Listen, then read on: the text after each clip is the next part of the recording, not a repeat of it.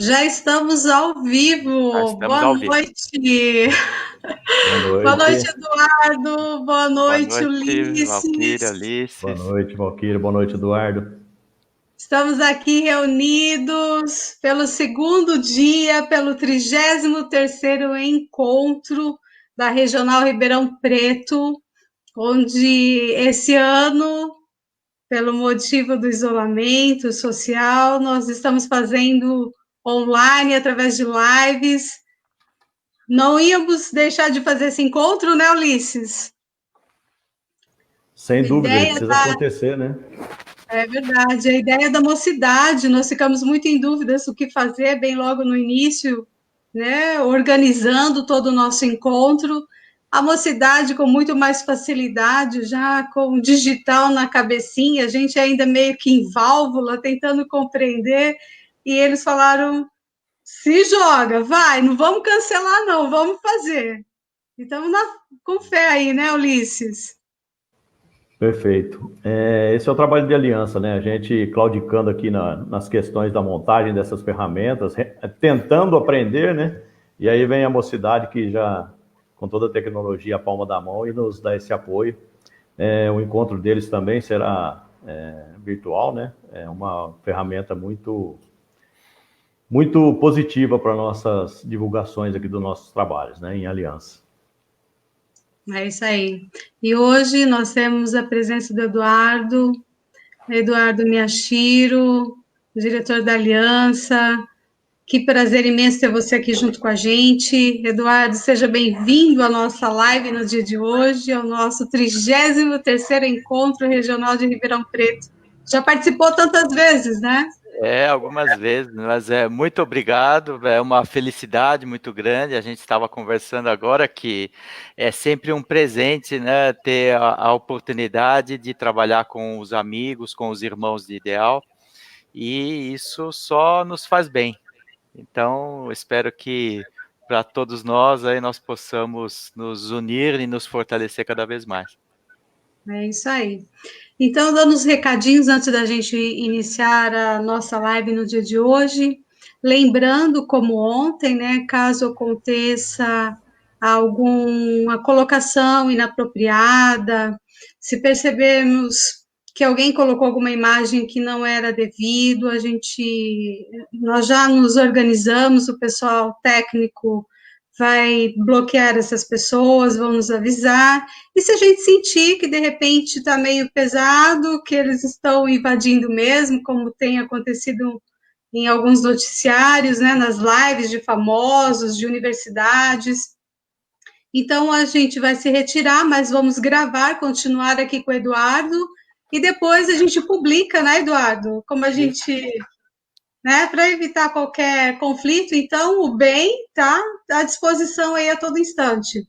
Não vamos nos intimidar aí e jogar muita luz a todos nós, né? É isso mesmo. Então tá. Ulisses, falar alguma coisa? Algumas palavrinhas, né? Agradecer a presença do Eduardo, que sempre nos brinda com seus ensinamentos aí, os seus estudos, né?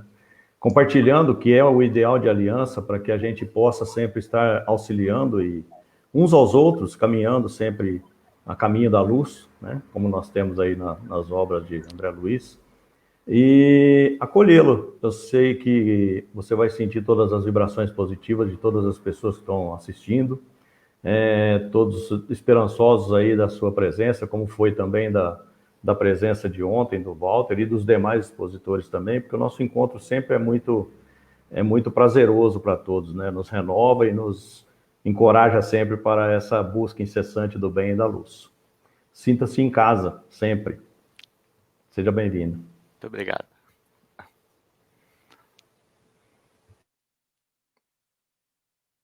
Acho que o seu microfone ficou desligado, Valquíria. Peraí, vamos ver. Aí já Aí, está pronto. ligado.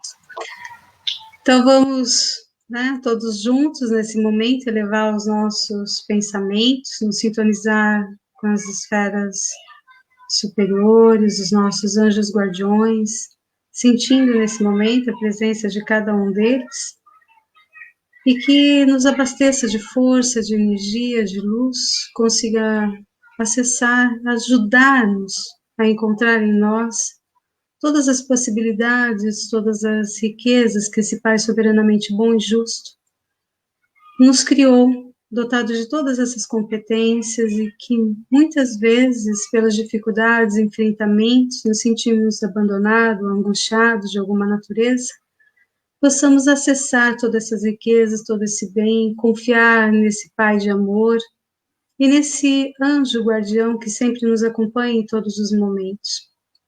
Possamos nos ligar a todas as fraternidades e sentir dessas fraternidades amorosas que, em todos os cantos, direcionam a nós força, trabalho, cura, reposições de energia, cuidando de todo o ambiente, essas fraternidades amorosas que nos fortaleça para o bem, iluminando e irradiando em nós todas as possibilidades e que tenhamos coragem de avançar para o bem e para a luz.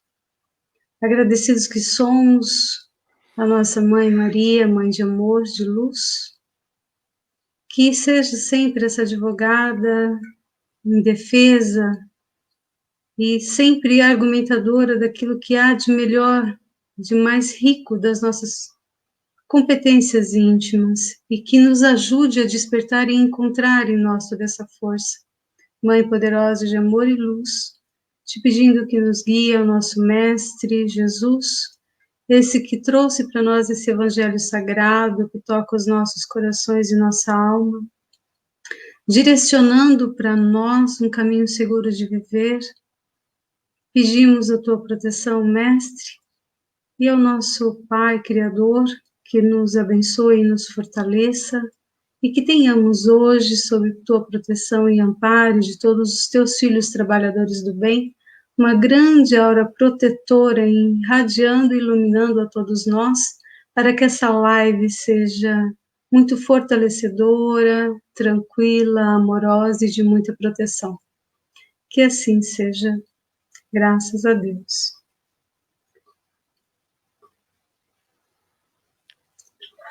Graças a Deus. Muito bem. Eduardo, seja bem-vindo, então. Vamos te deixar. Ok. Tá bem. Então, peraí, eu vou colocar vocês aqui nos bastidores, mas vocês ficam aí ouvindo e acompanhando, né?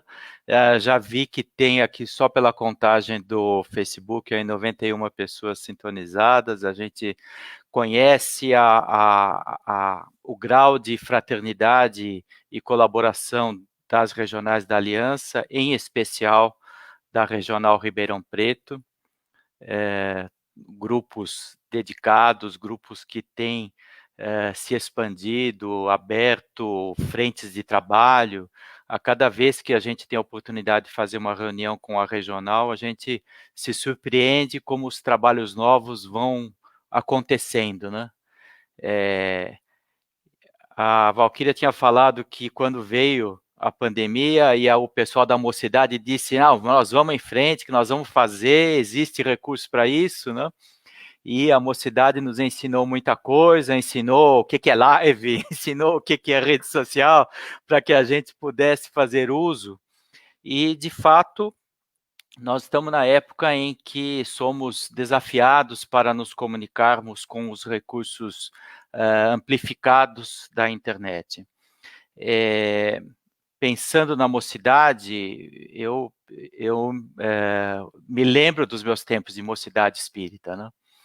Eu conheci a Aliança através da mocidade, quando fui convidado uma vez para conhecer uma turma de mocidade, eu não sabia nem o que estava acontecendo exatamente quando atendi aquele convite, mas assim que eu ouvi a preparação da aula, eu fiquei tão fascinado pelo nosso jeito de fazer as coisas aqui, né, que eu não sabia que jeito era esse ainda naquela época, em 1978, já se vão aí muitos anos, né, mais de 40 anos, que depois é que eu fui descobrindo que aquela mocidade era uma das primeiras a ter um programa desenvolvido pela Aliança Espírita Evangélica, que naquela época tinha aí 5 anos de idade, então a própria aliança era nova, Eu não fazia ideia disso, mas o que eu fazia ideia era de que era uma alegria estudar, trabalhar e fazer as coisas juntos em mocidade.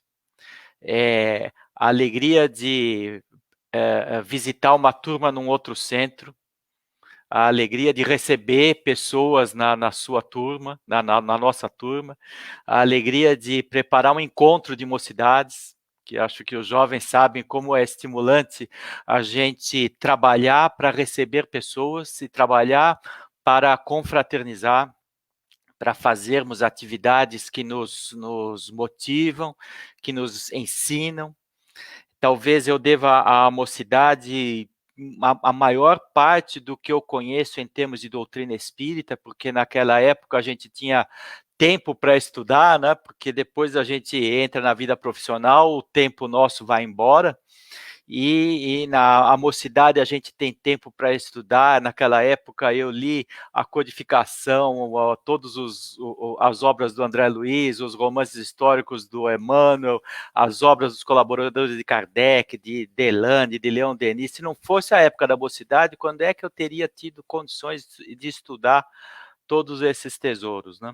Quando é que eu teria tido condições de trabalhar assim, visitando obras sociais, visitando comunidades carentes e dando aula de evangelização infantil no meio da rua junto com os outros companheiros da mocidade? Essas coisas que já se vão 40 anos, a gente não esquece. Porque, de certo modo, isso fica alimentando a energia da gente a vida inteira. E como que relembrando o propósito da vida da gente. Então, passou-se todo esse tempo, a gente viu a aliança crescer, se desenvolver, criar as regionais. Me lembro de ter visitado Ribeirão Preto para explicar qual era a ideia do programa de mocidade e depois conhecer também na forma de liderança dentro da aliança, de como é que as regionais estavam multiplicando o nosso programa, enfim. São lembranças que nos ajudam, que nos fortalecem. Eu tenho certeza que naqueles momentos em que cada um de nós atravessa uma situação difícil, uma dificuldade, um momento ruim, são essas lembranças que fazem a gente se levantar e ir para frente. Então, isso eu creio que é algo não tem preço, né? Não tem preço. Por mais que a gente trabalhe aqui uns pelos outros, a gente nunca vai conseguir pagar todo esse benefício que a gente recebeu. Mas eu sei que vocês fizeram, além de tudo, uma enquete para preparar os temas, né, do 33º Encontro, nessa modalidade assim tão peculiar, que é nós não estarmos juntos no mesmo ambiente físico, mas estarmos juntos no mesmo ambiente espiritual. E aí convidaram vários companheiros, né, da Aliança, de outras regionais, como é o meu caso, é o caso de tantos amigos, e a mim coube esse tema, que é praticamente um lema da doutrina espírita, né, que é fora da caridade não há salvação. É engraçado, né, que a gente vai a um centro espírita de todos os programas, né, os nossos, os da USE, os da FESP, os da FEB, temos lá as plaquinhas, porque o título desse capítulo do Evangelho segundo o Espiritismo, ele descreve tão bem a postura que nós somos chamados a desenvolver, as habilidades que a gente é chamado a ampliar, a partir do momento que a gente conhece os princípios básicos da doutrina espírita, que de fato essa frase é quase que sinônimo de doutrina espírita. Eu creio que vale a pena a gente retomar um pouquinho Allan Kardec, porque a gente percebe que mesmo ali no século das luzes, usando aquele ferramental da pesquisa científica, usando as técnicas de pedagogia que Kardec dominava tão bem, a caridade ela estava no nascedouro da doutrina espírita. vocês sabem que os espíritos colocaram um prefácio, né, o conhecido, aquela palavra grega, prolegômenos, está lá bem no comecinho do Livro dos Espíritos. E quando a gente vai ler e reler a palavra dos espíritos para a inauguração da doutrina espírita, né, como é que eles se pronunciaram em função de surgir a doutrina espírita na Terra, eu tirei um trechinho do Prolegômenos do Livro dos Espíritos, onde a palavra caridade está lá destacada. Então, dizem os espíritos para Allan Kardec: ocupa-te, cheio de zelo e perseverança, do trabalho que empreendeste com o nosso concurso, pois esse trabalho é nosso. Nele pusemos as bases de um novo edifício, que se eleva e que um dia há de reunir todos os homens num mesmo sentimento de amor e caridade. Então, vocês vejam que os espíritos colocaram a esperança deles que nós estivéssemos unidos pela caridade. E é por isso que eles estavam inaugurando a doutrina espírita, é por isso que eles estavam incentivando Allan Kardec. Eles colocaram isso com todas as letras. A palavra caridade está super clara nessa frase de incentivo para Kardec no início do trabalho, que é a própria inauguração da doutrina espírita na Terra. O conceito caridade está bem claro na terceira parte do Livro dos Espíritos, que é das leis morais. A gente sabe que o Livro dos Espíritos tem 4 partes. A parte das leis morais é, digamos, a essência da proposta da alma humana em se elevar rumo ao seu destino como alma criada por Deus. Então, as leis morais é as considerações de como é que Deus organizou o processo, a caminhada da evolução. E a questão número 868 do Livro dos Espíritos é a seguinte: qual o verdadeiro sentido da palavra caridade como a entendia Jesus? Bom, diga-se de passagem, a grande habilidade inigualável de Allan Kardec era de formular perguntas. Porque as perguntas, ele se colocava no lugar de quem queria saber, ele se colocava no lugar de quem ia responder, ele imaginava as perguntas acessíveis para os mais diversos graus de mentalidade de 1 bilhão de pessoas que vivia na época, que era novidade a existência da doutrina espírita em 1857. Então, ele pergunta, primeiro, que o verdadeiro sentido. Quer dizer, ele já está destacando que pode haver sentidos que não são legítimos do ponto de vista de caridade. Então, a gente vai ver, por exemplo, lá no Evangelho segundo o Espiritismo e também no próprio Livro dos Espíritos, que os Espíritos alertam: olha, a caridade não é sair dando esmola por aí, é muito mais do que isso. Então, quando ele está falando do verdadeiro sentido, é sinal que a gente precisa se preocupar com os equívocos em relação ao que a gente entende por caridade. Então, para deixar bem claro que ele está querendo buscar o verdadeiro sentido, ele coloca assim: como a entendia Jesus.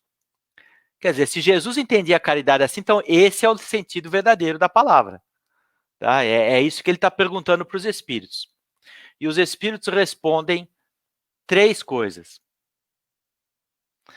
Já para deixar claro que caridade não é simplesmente aí jogar dinheiro na calçada para os outros pegarem, né? Que isso às vezes é até uma humilhação. Os espíritos respondem que caridade, no sentido como entendia Jesus, é 3 coisas ao mesmo tempo. Benevolência para com todos.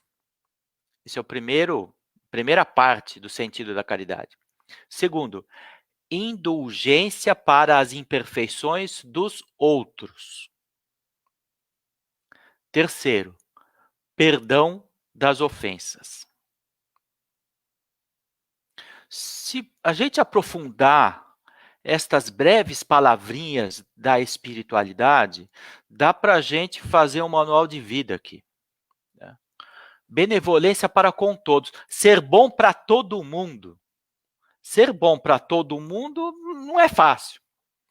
Não é fácil porque a gente não gosta de ser bom para quem é ruim para a gente.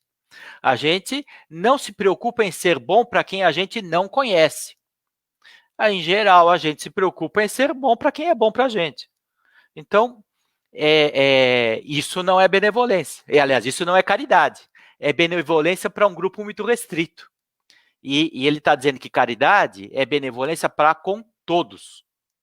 Os indiferentes, os estranhos e os adversários. Aí sim a gente inclui todo mundo. Né? Então, não é fácil. É claro que a gente começa treinando a benevolência com os mais próximos. A gente já nasce numa relação de proximidade com o núcleo familiar, com os amigos mais queridos, mas isso ainda não é caridade porque não é para com todos. E os espíritos são claros, é para com todo mundo. Mas, puxa vida, se o fulano quis me prejudicar, ele puxou meu tapete, ele queria meu emprego, ele deu um jeito para eu ser despedido, como é que eu vou ser bom para esse cara? Mas se eu não conseguir ser bom para ele, eu não estou praticando caridade, porque vai ser a população da Terra menos um. Então, já não é para com todo mundo. Aí, então, é um desafio. É o relacionamento que parte de mim em relação a todas as pessoas que existem. Então, são todos irmãos, são todos criados pelo mesmo Deus que me criou. Segundo desafio está lá, indulgência para as imperfeições dos outros. Em geral, tenho indulgência para as minhas imperfeições.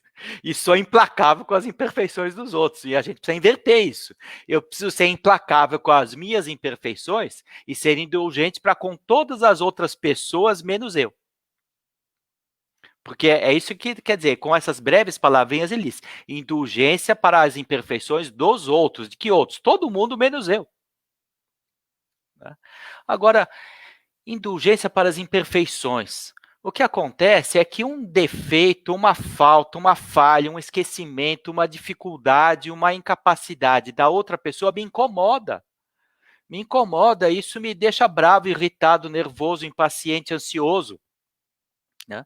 E é essa conduta que a gente é convidado a inverter se eu quiser abraçar a conduta da caridade.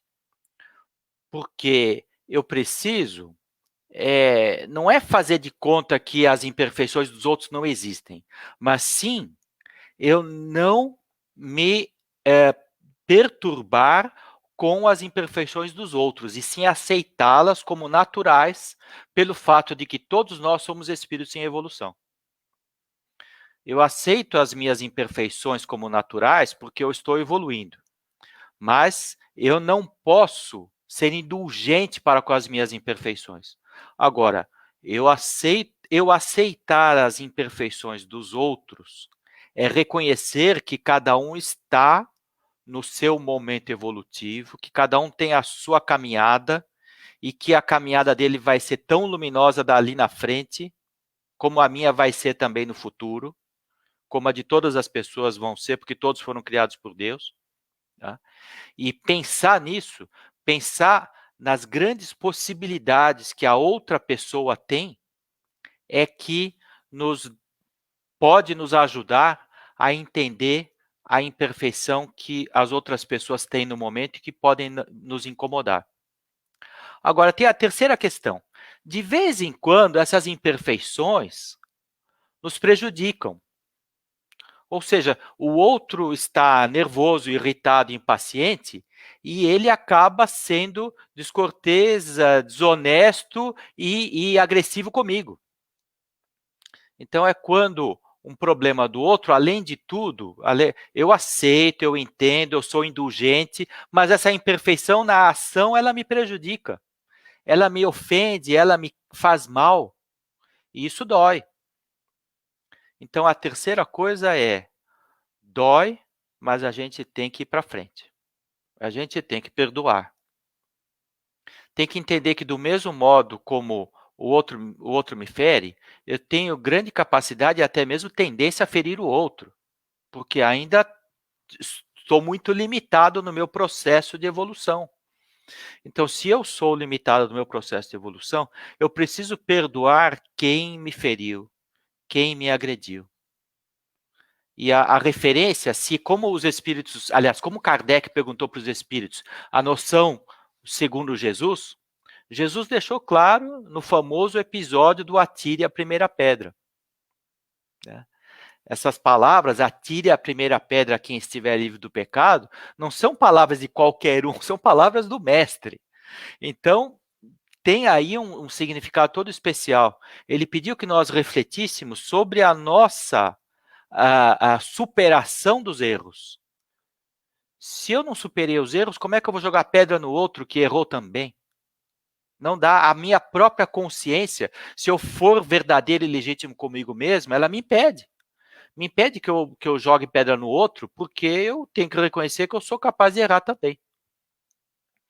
Agora, não é fácil, né? Eu tendo a me esquecer dos meus erros e quero jogar pedra em quem me agrediu, quem me feriu, quem infringiu, quem cometeu alguma incorreção, uma infração. Então, esse é o desafio de entender o que é a caridade na prática. Ser bom para todo mundo, sem exceção. Ser indulgente com as imperfeições dos outros. E quando alguém me ofende, perdoar.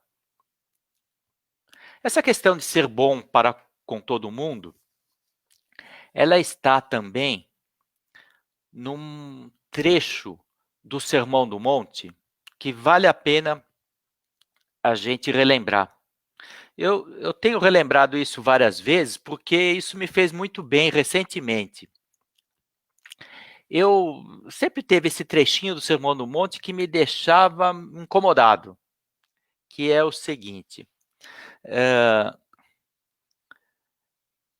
sede como vosso Pai. Sim, Jesus está dizendo o seguinte: perdoem as ofensas que vos fazem, tá?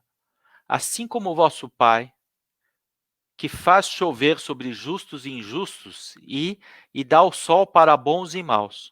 Porque se vocês perdoarem somente, e se vocês fizerem o bem somente para aqueles que vocês gostam e que fazem o bem para vocês, os romanos, os publicanos, as pessoas que nunca ouviram falar de Deus também fazem isso. Agora, o diferencial é fazer a mais do que fazem os publicanos, os romanos, os pagãos. Né? O que eles não fazem? É perdoar quem os agride, quem os ofende, quem é mau. Né? Orar pelos que vos perseguem. Então, tudo isso a gente até entende, pensa, poxa, Jesus está querendo ensinar a gente a ser bom, a gente a perdoar. Né? E aí ele remata esse trechinho do Sermão no Monte dizendo assim: fazei como Deus faz tudo isso, sede, portanto, perfeitos como o vosso Pai Celestial é perfeito. Eu falei, mas espera aí, tem alguma coisa errada. Allan Kardec, quando comenta essa frase, no Evangelho segundo o Espiritismo, ele diz assim, olha, é que ele não está falando da perfeição absoluta, ele está falando da perfeição relativa. A perfeição absoluta é só Deus, porque Deus é o Criador, a perfeição absoluta é Deus. As criaturas não podem se igualar ao Criador. Isso, claro, Kardec está sendo muito lógico ao falar isso.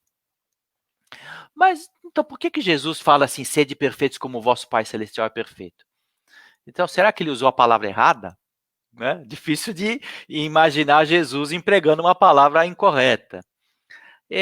Eu fui pesquisar o fato de que perfeição, mais antigamente, era usado justamente para as comunidades agrícolas. Quando o fruto estava na época de ser colhido, diz assim, ó, esse fruto está perfeito. Aí você começa a entender que quer dizer o seguinte, você vai colher o fruto no ponto certo. Se você colher ele antes de estar perfeito, ele vai estar um pouco verde. Se você deixar muito depois ou um pouco depois do ponto certo, ele vai estar passado. Então tem o ponto máximo da maturidade, né? Esse é o ponto perfeito para se colher o fruto.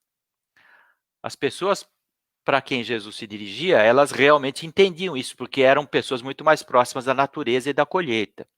Então, quando ele está falando do fruto perfeito, as pessoas sabiam o que ele estava falando. Hoje que a gente não tem mais contato com a natureza, a gente não sabe nem como é que a fruta vai parar na nossa geladeira, a gente não sabe como é que o produtor agrícola tem que suar a camisa para fazer aquela comida chegar na nossa casa, né? Mas o fruto perfeito é o ponto correto da maturidade, o ponto ideal, quer dizer, é o ponto máximo. Então, quando eu penso assim, sede perfeito, se eu sou perfeito, é sinal que eu estou no máximo, eu estou dando o máximo de mim. Eu não posso dar mais do que isso. Então, segundo Jesus, se eu vou ser perfeito que nem o Pai, eu preciso dar o máximo de mim. E o máximo de mim é realmente fazer o sol nascer sobre justos e injustos e fazer a chuva sobre bons e maus. É tratar todo mundo bem. E aí volta na questão lá do livro dos Espíritos que nós lemos. Por isso que eles falam benevolência para com todos. Eu tenho que ser bom com todo mundo. Se eu estou sendo bom com todo mundo, nas palavras de Jesus, eu estou sendo perfeito. É uma coisa para a gente pensar, né? O quanto a gente está próximo da perfeição. Às vezes não está tão longe, né? Se eu conseguir ser bom com todo mundo, né? Eu estou nesse sentido da palavra, da perfeição, da maturidade, é o que eu estou dando o máximo de mim. Se eu conseguir ser bom para quem me agrediu e me feriu, eu estou dando o máximo de mim. Bom, agora, fora da caridade não há salvação, como nós falamos lá no começo, é uma frase que caracteriza a doutrina espírita. Ela foi colocada como título de um dos capítulos do Evangelho segundo o Espiritismo. Quase todo mundo que está nos assistindo aqui tem o Evangelho segundo o Espiritismo em casa, pode ir lá abrir e ver o título do capítulo 15, fora da caridade não há salvação. Né? Allan Kardec organizou esse capítulo de uma maneira ao mesmo tempo racional e emocional. Ao mesmo tempo, de uma maneira precisa do ponto de vista das palavras, mas belíssima do ponto de vista dos sentimentos elevados. Allan Kardec extrai 4 trechos do Novo Testamento para comentar à luz da doutrina espírita. Nesse capítulo, Fora da Caridade não há salvação. Primeiro, talvez é o trecho mais bonito do sermão profético do Mestre, que foi anotado no capítulo 25 do Evangelho segundo Mateus, que é aquela que todos nós já ouvimos. Né? Porque eu tive fome e me deste de comer, tive sede e me deste de beber, e por isso rogarei ao Pai para que estejam comigo no plano superior. E a vocês que eu tive fome e vocês não me deram de comer, eu estava preso e vocês não foram me visitar, eu estava nu e não me deram roupas, tive sede e não me deram de beber, vocês não me ouviram. E as pessoas dizem, mas quando nós te desprezamos, não te ajudamos, não te demos comida nem bebida? Quando fizeste a algum desses pequeninos, foi a mim que fizeste. Então, essa a parábola de Jesus, comparando que quando a gente se depara com alguém em necessidade e carência, ali está o próprio Mestre, porque ele, quando veio à Terra para ensinar as pessoas, ele veio para representar a necessidade de expressão do bem.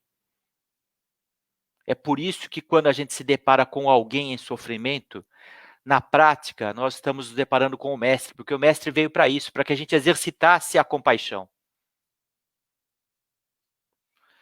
Então, esta passagem, esse ensinamento do Mestre, é a descrição mais clara do que é ser caridoso e do que é não ser caridoso. Não é ficar jogando nota no chão ali, no chapéu de uma pessoa que está na calçada, porque dá a impressão até que a gente está se desincumbindo de uma obrigação desagradável. Isso está muito longe de ser caridade. Isso, ao contrário, é a expressão de uma indiferença e de um desejo de humilhar alguém que não está, segundo o nosso ponto de vista, à nossa altura. Então, essa passagem, ela é uma descrição fantástica, muito clara do que é a caridade na prática. A outra que Allan Kardec seleciona para comentar neste capítulo, Fora da Caridade, Não Há Salvação, do Evangelho segundo o Espiritismo, é a parábola do bom samaritano. A parábola do bom samaritano a gente estudou na escola de aprendiz do Evangelho, a gente fez dinâmica de grupo em Mocidade Espírita, a gente já fez dinâmica de grupo em escola de aprendiz, a gente já estudou em casa. A parábola do bom samaritano ela é rica, porque ela surpreende. Ela surpreendeu as pessoas na época porque não esperavam isso de um samaritano. Era a pessoa considerada a pessoa que não seguia as regras religiosas, que as pessoas que moravam naquela província da Palestina eram pessoas, digamos, que reagiam aos conceitos religiosos da época, que tinham uma outra forma de interpretar as coisas. Então Jesus escolhe um samaritano que era um símbolo de um elemento cultural, objeto de preconceito da época. Fala assim, o cara nasceu na Samaria, pô, esse cara é má gente. Não dê confiança para esse cara porque ele é da Samaria. Né? Então, é o tipo alvo do preconceito. E Jesus escolhe uma pessoa samaritana para ser o personagem principal da parábola, onde ensina como deve ser quem se comporta como irmão do outro, porque ele começa a parábola com uma pessoa pergunta para ele, escuta, eu cumpro todos os mandamentos, o que eu vou fazer? Ama a Deus e ama ao próximo, mas quem é que é meu próximo? Aí Jesus conta a parábola do bom samaritano. Vocês lembram, todo esse preâmbulo para chegar na parábola do bom samaritano. Mas a parábola do bom samaritano explica o seguinte, olha, para a gente agir segundo o amor ao próximo, é só verificar, alguém foi prejudicado, alguém foi ali, no caso da história, né, foi agredido na estrada e estava ali caído. E uma série de outras pessoas se comportou ou com indiferença, ou com medo, ou com um asco de afastamento. E houve uma pessoa que se interessou pelo problema do outro. Gente, interessarmos-nos pelo problema do outro é uma oportunidade que acontece todo dia. Tem algum dia que a gente pode dizer assim, nunca ninguém me trouxe um problema? Você imagina, assim, a gente viveu um dia onde nunca me trouxe um problema, só se eu estiver morando na Antártida, no deserto do Saara, porque basta ter duas pessoas juntas que a gente vai perceber que uma pessoa tem um problema, no mínimo ela conta para o outro, ou ela demonstra para o outro. Então, quer dizer, a parábola do samaritano acontece umas 10 vezes por dia na nossa vida. Então, qual é a nossa atitude? É entrar por aqui, sair por aqui? Eu vou fazer de conta que eu estou ouvindo só por educação? Eu estou sendo aquelas pessoas que passaram antes ali na estrada da parábola do samaritano e fizeram de conta, agora eu estou ocupado, agora não dá, eu prometo que eu mando ajuda, né? E o samaritano foi o único que parou mesmo para fazer alguma coisa. Então, quando alguém relata um problema durante o dia, será que a gente faz alguma coisa ou a gente promete que vai mandar ajuda, né? Então, esse é o tipo da coisa que a gente pode analisar bem, de uma maneira muito prática. Terceira passagem que Allan Kardec escolhe para colocar nesse capítulo Fora da Caridade Não Há Salvação é quando as pessoas perguntam para Jesus qual é o maior mandamento. Porque eles tinham 10. Esses 10 eram a base de toda a lei judaica. E todas as relações sociais naquela época, para o povo de Israel, eram baseadas nas leis religiosas. E eles tinham uma dificuldade de separar as leis religiosas formais das leis religiosas essenciais. Eles precisaram colocar ao longo de séculos muitas leis formais só para organizar mais ou menos a vida em sociedade. Tá? Então, os textos religiosos, às vezes, até falavam como é que a pessoa tinha que se barbear. Então, é só para exemplificar que, muitas vezes, eles misturavam um pouco as regras sociais com as regras espirituais. Mas os 10 mandamentos estavam na base do comportamento espiritual do povo na época que veio Jesus. E Jesus veio reforçar os 10 mandamentos, mas colocá-los num nível superior. Então ele resumiu: toda a lei e os profetas estão contidos em amarás a Deus acima de todas as coisas e ao próximo como a ti mesmo. Este já era um texto conhecido pelas pessoas. Jesus não ensinou essas palavras. Só que o que Jesus fez foi lançar luz sobre isso. Se realmente a gente quiser colocar em prática todo o ensinamento religioso dos séculos anteriores, tá, se resume na nossa relação com Deus e na nossa relação com o próximo. Então, quer dizer, aí está não só um conceito elevado, mas também uma forma prática de aplicá-lo na vida. É impossível amar a Deus e odiar a outra pessoa, porque foi o mesmo Deus que me criou, criou a outra pessoa. Então, desenvolver a capacidade de amar ao próximo, e Allan Kardec faz uma série de considerações dizendo o seguinte: amar ao próximo não é ficar de beijos e abraços com a pessoa que te dá uma facada.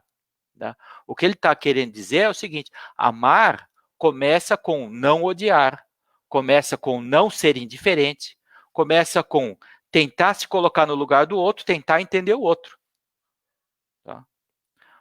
Quem sabe a partir daí começa uma relação de confiança, uma relação de amizade, mas isso não é possível antes de pelo menos a gente começar a entender o outro. Agora, a lição do amor, ela é muito falada, muito é objeto de milhões de comentários, textos, livros e palestras e reuniões religiosas e reuniões espirituais. O quarto texto que Allan Kardec escolhe do Novo Testamento para comentar nesse capítulo do Evangelho segundo o Espiritismo, Fora da Caridade não há salvação, é justamente o momento em que Paulo de Tarso explica essa questão do amor. Então, como eu disse, Jesus já tinha falado do amor ao próximo como base da evolução espiritual. E Paulo, quando ele escreve as cartas, o que ele está querendo fazer é ele coloca um pouco da sua vivência para as pessoas que estão tendo dificuldade de mudar o seu jeito de viver segundo uma referência nova, que era a referência do Cristo. Então, na Epístola aos Coríntios, está o texto mais conhecido e famoso de Paulo de Tarso sobre o amor e a caridade. Ainda que eu falasse as línguas dos homens e dos anjos e tivesse caridade, eu nada seria. Não tivesse caridade, eu nada seria. Então, esse trecho da Epístola aos Coríntios nós estudamos na Escola de Aprendiz do Evangelho, todo mundo conhece esse ainda que eu tivesse, ainda que eu falasse as línguas dos homens e dos anjos, é conhecido até por quem não estuda a religião. Porque ele é forte. Porque Paulo, ele diz o seguinte: olha, a gente pode ser ilustrado, famoso, conhecido, sábio, estudioso, pesquisador, intelectual, uma mente superior, mas se eu não tiver um mínimo de relação com as pessoas, isso não, todo mais não serve para nada. Mas como não serve para nada? Todo o conhecimento científico não serve para nada? Claro, porque se ele for usado para guerra, se ele for usado para destruir o outro, era melhor que não tivesse. Era melhor que a gente fosse ignorante do que ter conhecimento para aplicar para o mal. Ou para aplicar sendo indiferente com as outras pessoas. Então, quer dizer, estas 4 passagens, elas são muito didáticas para explicar, juntando lógica e emoção, o que é a caridade. E é por isso que aí Allan Kardec desenvolve o seguinte raciocínio. Está aí explicado o que é caridade, né? Tive fome, desse-me de comer. Ser o bom samaritano e não ser indiferente. O maior mandamento é amar a Deus e amar ao próximo. E todas as outras coisas não servem para nada se eu não tiver amor. Esses 4 conceitos que estão nesse capítulo Fora da Caridade. Então é por isso que o Kardec acaba dizendo o seguinte: olha, o que é salvação, né? Salvação não é no sentido assim, ó, você está perdido, você vem para o nosso lado que você está salvo. Não é formar um time. Não é formar assim, ó, nós os certos e vocês os errados. Como Allan Kardec e os espíritos estão explicando o princípio da lei da evolução, né? Deus criou a todos para a perfeição. E os espíritos explicam ainda o seguinte: não existe retrocesso, no máximo a gente fica estagnado. Mas Deus nos criou para a gente crescer, para a gente mudar para melhor, para a gente se tornar cada vez melhor do que era antes. Tá? Então, é isso que é salvação. Salvação é eu me tornar aquilo para o qual Deus me criou. E então não é uma separação, certos e errados, bons e maus, santos e pecadores, tá? O time da direita versus o time da esquerda.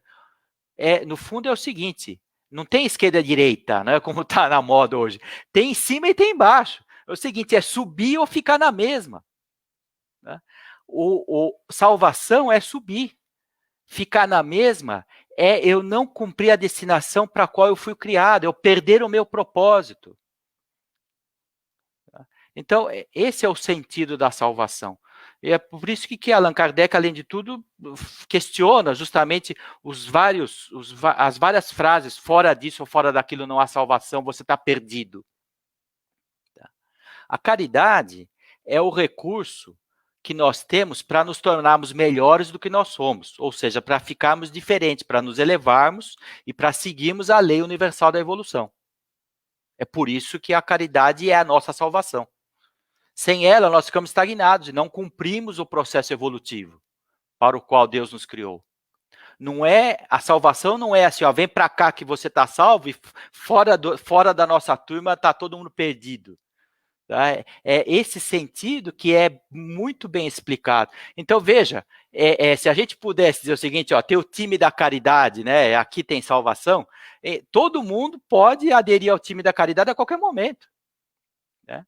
Basta realmente a gente ter força e seguir isso aqui, né? Tive fome, desse-me de comer, ou seja, me importar com os outros. É eu não ser indiferente. Eu escolher o bom relacionamento com as outras pessoas e eu perceber que se não tiver um fim para o bem, todo o resto não serve para nada.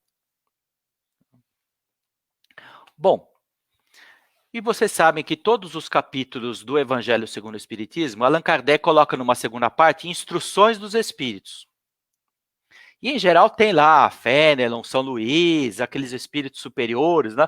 Em geral, tem 5, 6, 10 mensagens dos espíritos. O curioso é que esse capítulo aqui só tem uma mensagem mediúnica.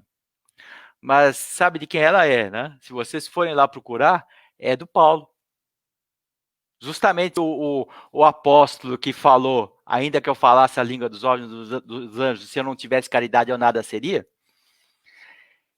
Ele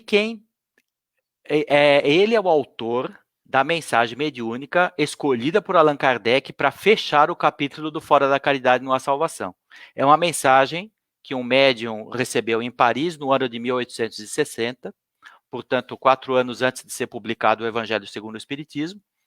E eu escolhi uma frase só dessa mensagem, que ela é belíssima, recomendo que todos leiam, mas aqui eu não tenho tempo para isso, né?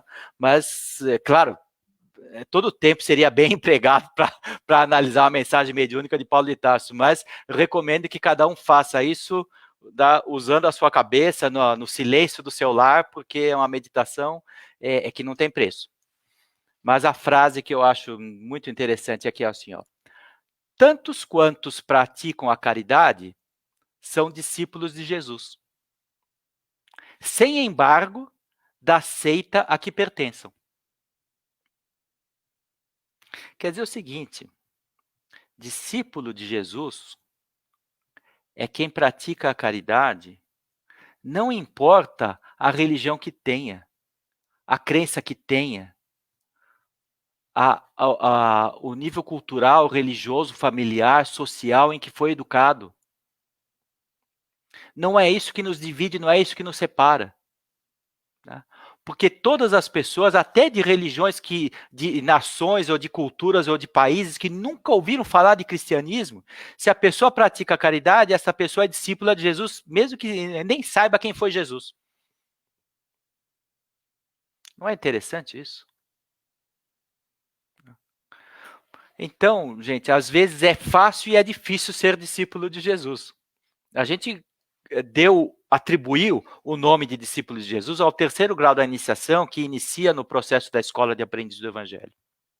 A gente tem quebrado a cabeça de como é que exercita esse terceiro grau da iniciação, e não foi à toa que foi escolhido o termo discípulo de Jesus para esse grau. Agora, eu sei que já está estourando o tempo aqui, nossa, 20h50 já, mas eu vou fazer 3 comentários aqui, porque eles dizem respeito ao momento que nós estamos vivendo. A gente falou tanta coisa sobre caridade, não foi eu que falei, né? Eu só repeti Paulo de Tarso, Allan Kardec, que realmente falaram essas coisas, Jesus, né, que falou essas coisas. Então, nada disso é nosso aqui, né? Mas eu me atrevo a fazer uma pergunta: como é que a gente pratica caridade em tempos de isolamento social? Cada um está trancado na sua casa, não posso sair, tem que ir de máscara, não posso contaminar os outros. Quer dizer, eu me preocupar com a saúde do outro já é uma demonstração de caridade, claro, né? Então, essas regras de colocar máscara, de obedecer à distância, elas não são simplesmente uma convenção. Elas são uma conduta necessária para as pessoas que se importam com a saúde do outro. Talvez a coisa mais bonita desse negócio da máscara, né? Quando a máscara ainda não estava sendo cogitada aqui nos países do Ocidente, um dos primeiros países que divulgou isso foi a Alemanha. E na Alemanha, eles começaram a divulgar a questão da máscara com uma animação de 30 segundos que circulou nas redes sociais, onde as pessoas assim: eu me preocupo com você, você se preocupa comigo. A minha máscara te protege, a tua máscara me protege. Veja como é interessante. Eu uso a máscara não é para eu ficar longe do vírus dele, é para o meu vírus não atingir o outro pela partícula da minha fala. Tá? Então, quer dizer, a minha máscara não me protege, ela protege o outro. É isso que é bonito. Né? Então, mas eu queria pensar o seguinte: vamos pensar naquela definição que os espíritos deram de caridade, pensando na pandemia e pensando no isolamento social de hoje? Primeiro item, ser bom com todo mundo, né? Como eles falam, a benevolência para com todos. Olha, gente, mesmo trancado em casa, tem havido muitos recursos de ajuda. Ajuda financeira, ajuda por mobilização, ajuda por divulgação. E a internet tem multiplicado isso, tem sido uma ferramenta de Deus, assim como ela pode ser uma ferramenta do demônio, né? Então, as pessoas, quer dizer, o que é a ferramenta? Ela é neutra, ela é boa de acordo com o bom uso das pessoas, ela é má de acordo com o mau uso das pessoas, e não ela em si. Né? Então, a internet tem viabilizado correntes de ajuda anônima, depósitos financeiros aí na conta de entidades que fazem o bem, tá? Ligações telefônicas e por internet, né? Inclusive as pessoas que estão desconectadas, né? Às vezes o cara não tem um celular, não tem uma linha telefônica, tá? Mas quem sabe que a pessoa tem essa restrição pode ajudar. Ela pode, às vezes, ir bater lá na porta, fazer uma visita, tocar, tá, na casa da pessoa e dizer: escuta, você não tem como se comunicar, você está precisando de alguma coisa. Né? Tomando os devidos cuidados, é possível levar ajuda a quem não tem comunicação. Né? Por exemplo, quem se sente só, às vezes a pessoa tem telefone, tem internet, tem rede social, tem tudo, mas ela está com uma solidão tremenda, né? Então, gente, por isso que o CVV, desde 1962, ele cumpre uma ajuda humanitária quase que insubstituível, né? Veja, eu posso compartilhar aqui, eu vou compartilhar um último vídeo que eu recebi ainda hoje do pessoal do CVV. Vamos ver se dá certo aqui de compartilhar. Tá aqui. Vamos ver se sai o áudio também. Vamos lá. É anônima. Possui rosto espera voltar no comecinho. A dor não é anônima. Dá para ouvir? Possui rosto, identidade e uma história de vida que não deve ser ignorada. O sofrimento é individual, mas todos podemos ajudar. Todos nós podemos fazer a diferença, estando atentos aos sentimentos de quem está à nossa volta e apoiando quem precisa. Uma sociedade mais fraterna depende de todos nós. O CVV está disponível e oferece apoio emocional 24 horas por dia, acolhendo sem julgamentos. Então, gente, veja, é um vídeo de 15 segundos aqui, mas que lembra da disponibilidade dos voluntários do CVV, demonstrando que, neste momento de isolamento, há muitas pessoas que estão se abeirando de um processo de autodestruição. Se vocês viram naquelas imagens que tinham lá, além do trabalho do voluntariado, atender por telefone, por e-mail, por chat, como eles falam, aquelas imagens eram gente se ouvindo, gente se apoiando, gente se abraçando, gente, ou pelo menos olhando um na cara do outro e ouvindo o que o outro está falando. Então, a gente tem recursos para ajudar. Por exemplo, buscar pensar de maneira positiva e otimista cria um ambiente melhor ao nosso redor. Nos inspira as palavras melhores para falar. Um bom dia falado mecanicamente e um bom dia falado de coração são as mesmas duas palavrinhas, mas só que eles fazem uma diferença muito grande na vida de alguém. Tá? E outra coisa, a gente pode dar bons exemplos. Né? Se eu me lanço ao trabalho, sabendo às vezes que eu tenho que enfrentar uma condução com riscos, que eu tenho que chegar no trabalho, que o trabalho às vezes pode ser que eu não encontre trabalho, que eu vou ser mandado embora, mas se eu vou, apesar de tudo isso, eu vou trabalhar com bons pensamentos e de boa vontade, com disposição e com alegria, e às vezes até nesses tempos de home office, trabalhar em casa, conseguir cumprir bem meus deveres, minhas tarefas, isso também é dar bom exemplo. Segundo item lá dos espíritos, a indulgência para com as imperfeições dos outros. Nesse tempo de isolamento social, a convivência multiplicou-se intensamente nas famílias. E algumas pessoas estão se estranhando mais. Essa é a hora da indulgência, gente. Puxa vida, eu convivia com minha esposa, com meu marido, 3, 4 horas por dia, agora convivo 24 horas. Agora me irrita até o jeito com que o fulano abre a porta. Meu Deus do céu, e a gente precisa começar agora a dizer, indulgência, bom, peraí, a imperfeição é dele, mas isso aí não vai fazer diferença, isso não vai me prejudicar, isso não vai me atrapalhar, tá? É só não ficar prestando muita atenção, não dar muito foco para isso.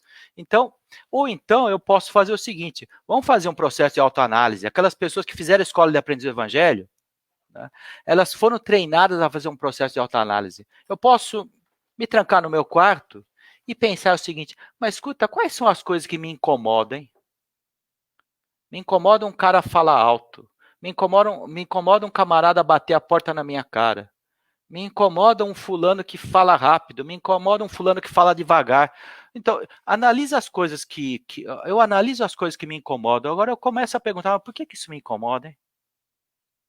Será que eu estou dando atenção a coisas que, no fim, não tem tanta importância?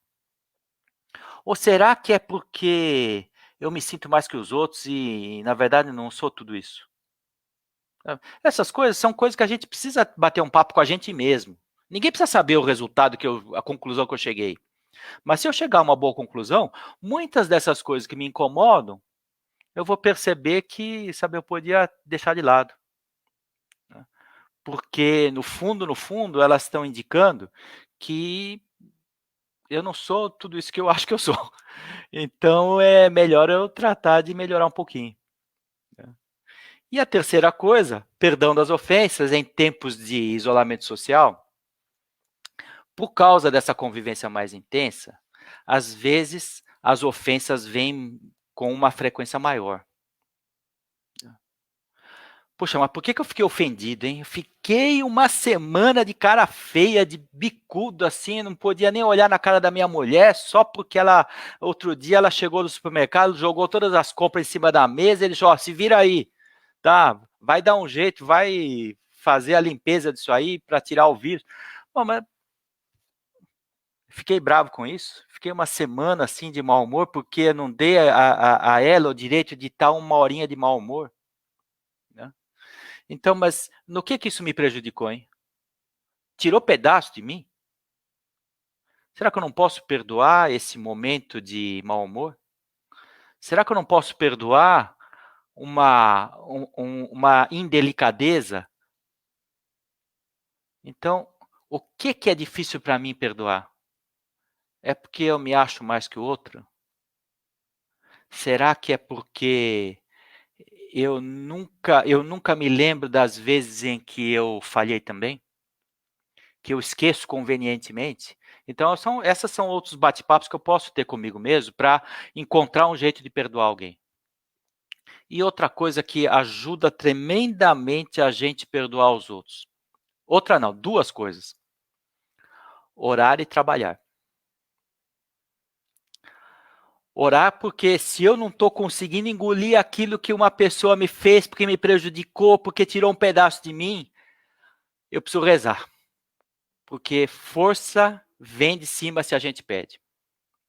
A segunda coisa é que quando eu engato num trabalho voluntário, eu vou conhecer pessoas a quem tiraram um pedaço mesmo. Que sofreram muito mais do que eu sofri, que foram prejudicadas muito mais do que eu fui prejudicado. Então, nessa hora, quando eu me dedico 1 hora por semana num trabalho de voluntariado, nossa, aquela horinha vou descobrir umas coisas que eu falo, poxa vida, o que fizeram para mim não é nada. Não é nada, absolutamente nada. Então, não tem coisa melhor para a gente se curar de uma ferida e aprender a perdoar do que rezar para Deus e trabalhar pelo próximo. Acho que isso funciona para todo mundo. Para mim, funcionou muitas vezes, viu? Quantas vezes que eu estava meio ofendido e depois essas duas coisas me salvaram. Ó, gente, é isso. Eu acho que fora da caridade na salvação é um tema que tem sido assunto desde que Kardec colocou no Evangelho, já fazem 160 anos, né? E não vai parar. Não vai parar, é melhor parar por aqui, que senão a gente estoura o tempo. Vamos conversar um pouquinho, deixa eu colocar aqui a Valquíria e o Ulisses aqui na conversa, e aí a gente vê o que o pessoal está escrevendo. Vocês estão vendo, né, que tem comments aí do seu lado superior direito, vocês podem ler todo mundo escrevendo aí, né? Não consigo visualizar. Deixa eu ver, não. Deixa eu colocar no comentário. Clica em comments, Valquíria. Sim, consigo. Aí Perfeito. Vocês vão ver o que o pessoal está escrevendo lá. Sim. O Eduardo, enquanto você estava falando, eu estava lembrando de um livro que eu li da Hermance, em que ela conta que no plano espiritual foi criado um hospital, uma escola, na verdade, para ensinar amorosidade.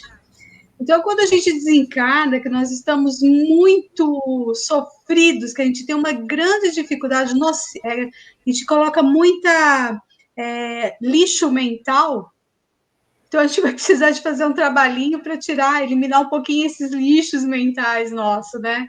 Então, é uma escola criada para nos auxiliar, comandada por Eurípides Barçanufo. Nossa, é verdade, né? Vou começar a pensar mais, né? Você falou em Hermance do Foucault, e eu falei tanto de Kardec, né? Hermance foi médium a serviço da codificação na revisão da 2ª edição do Livro dos Espíritos em diante, né?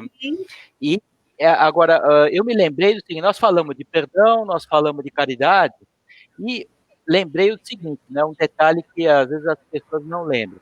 A Hermance, ela foi apresentada a Allan Kardec porque ela já tinha sofrido muito. Ela tinha escrito um livro como médium de Joana d'Arc. Joana d'Arc era o espírito assim protetor nacional, e os franceses tinham isso em alta conta. Achavam que era um sacrilégio alguém ficar a dizer que estava ditando coisas do espírito de Joana d'Arc. Então, a Hermance do Foucault foi muito perseguida. Tanto a Hermance tinha que perdoar os seus perseguidores, da mesma maneira que Joana d'Arc teve que perdoar os próprios franceses por terem entregue ela para os ingleses, né? E ela foi colocada, queimada na fogueira e morreu perdoando aos seus conterrâneos. Então, o perdão está na vida da irmã há muito tempo, né? Isso que é simbiose, né? Enquanto você falava, Eduardo, sobre a questão, me veio todo o processo de escola. Não é segredo para as pessoas que já tiveram contato comigo aqui em Ribeirão Preto, que eu sou fascinado porque eu acredito e muito no processo de escola. É claro que não fiz totalmente aquilo que deveria no quesito reforma íntima, que tem muito a ser melhorado nesse corpício aqui, que é ocupado por um espírito, mas ele é muito bem pensado. Todos os procedimentos no momento certo, colocado no momento certo do estágio da escola, daquele procedimento que nós estamos passando. Não é uma escola formal onde nós vamos coletar um diploma, mas com certeza é muito rico de objetividade, porque ele nos traz totalmente isso que você mencionou, o trabalho, a solidariedade no momento oportuno, a tolerância, principalmente, porque eu me acho melhor do que o outro, e é o objetivo de buscarmos a nossa reforma, não é? Exatamente assim. Muito obrigado por ter compartilhado e ter feito relembrar aí num passado não tão distante aí todo esse processo, né? Né? A gente é muito grato, né, a todas as experiências que a escola nos proporciona, porque faz a gente, né, passar limpo tudo que está aqui dentro, né? Eu estou vendo aqui, ó, o César aqui, o César está comentando, saudade de ver o César aí. O César está falando que ele lembrou de um grande exemplo de trabalho e perdão, que é o Estevão, né? Foi condenado à morte por apedrejamento e morreu perdoando. Sim, um exemplo maravilhoso, né? Fantástico, né? Fantástico. De perdão. Muito bem. É isso, o pessoal gente, da mocidade aí, mestre Miyashiro dando aula de caridade, a mocidade está on. Mocidade 10, né? Como sempre, muito bom. Muito bem. Foi uma reflexão maravilhosa, gratidão pelas reflexões e bênçãos de termos esse meio para nos comunicar e nos manter unidos. Pessoal, agradecendo, foi uma reflexão. Temos um encontro regional vivíssimo, né? Vivíssimo. É isso mesmo. Gratidão. Olha, eu que agradeço muito, viu? Assim, cada vez mais oportunidades da gente ver os amigos, isso é muito bom. Se vocês me permitem, para a gente fechar o nosso programa, vocês estão vendo, né, que eu estou usando o StreamYard da Secretaria da Aliança, que tem aí uma série de recursos, e uma coisa bacana, eu tenho guardado aqui para fazer um vídeo de fechamento da live, a Prece dos Aprendizes. Mas é uma Prece dos Aprendizes especial, porque ela foi cantada por todos por muitos companheiros da mocidade, que já foram lideranças da mocidade uns anos atrás, e eles gostam de música, né? Então, se vocês me permitem, eu encerro aqui com o vídeo da mocidade cantando a Prece dos Aprendizes. Maravilha. Prazeroso. Eduardo, muitíssimo obrigado. Prazer enorme ter você na nossa regional. Ulisses. Eu que agradeço sempre a presença, agradeço a oportunidade aí de estar compartilhando conosco. E é assim que funciona, né? Na minha visão, a aliança sempre compartilhando uns com os outros. Muito obrigado. É isso aí. É isso mesmo. Posso só fazer uma observaçãozinha final? O Igor Sampaio, ele está fazendo uma pergunta lá em cima, que ele perdeu uma parte, só relembrando que essa live vai ser postada novamente na página da Aliança Regional, vai depois no YouTube, então não se preocupem se perder algum trecho, alguma coisa, dá para recuperar todinha revendo, ok? Muito boa noite a todos. Outras vantagens das redes aí agora, né? Ficar gravado, a gente pode se rever, é muito bom. Gente, muita paz e muita luz, viu, para vocês. Tudo de bom. Obrigada a todos, viu? Obrigada, Eduardo. Obrigado, Ulisses. Vamos ouvir então. Aí vai o vídeo, ó.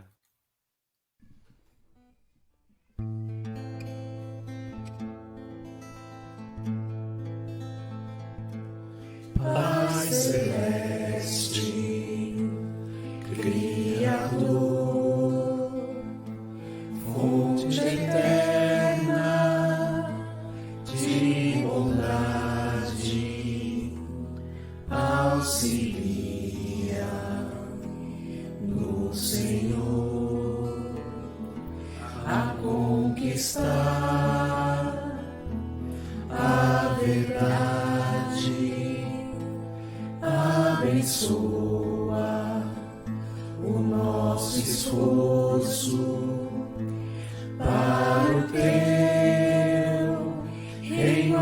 atingir.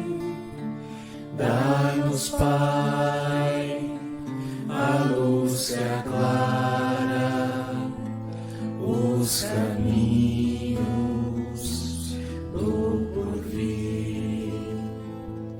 És a glória deste mundo, és a paz e a esperança, és a luz que não se apaga, és o amor que não se cansa. Dá-nos forças para sermos os arautos do teu amor, testemunhos verdadeiros do Evangelho Redentor, testemunhos